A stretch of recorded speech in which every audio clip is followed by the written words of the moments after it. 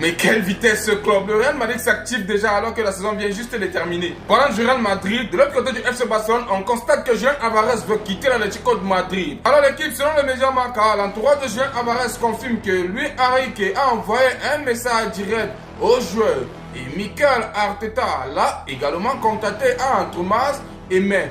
Deco a également appelé l'agent de Julián Álvarez pour exprimer que Barcelone serait intéressé s'il y avait une possibilité.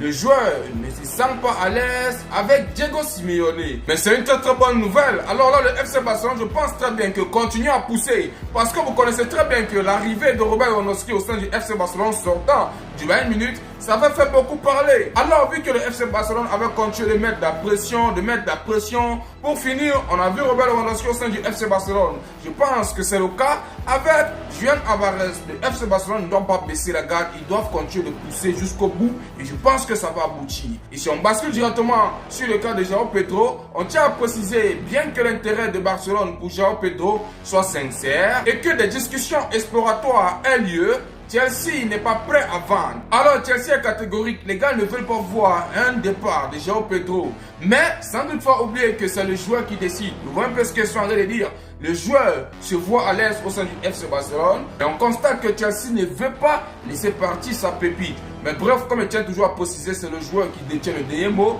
C'est à lui de dire s'il doit partir ou pas. Mais vu que intérieurement, le gars veut partir au FC Barcelone, ne vous inquiétez pas l'équipe. Si un suite favorable, je viendrai ici vous étaler. Et si on bascule directement sur le cas de Enzo Fernandez qui va arriver au centre du Real Madrid, on constate que Enzo Fernandez serait heureux que le Real Madrid fasse une offre pour lui.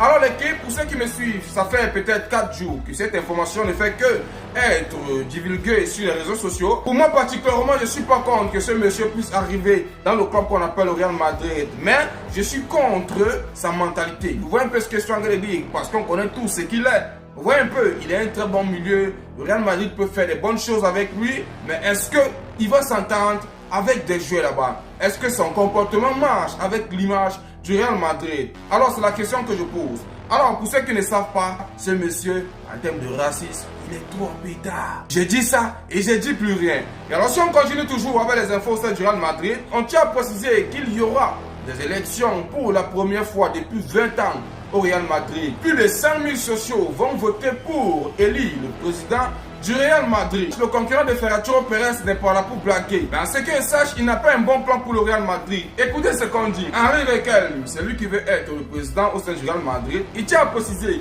si je gagne, des gros noms vont venir au Real Madrid. Notre projet est très excitant. Les meilleurs joueurs dont le Real Madrid a besoin en ce moment.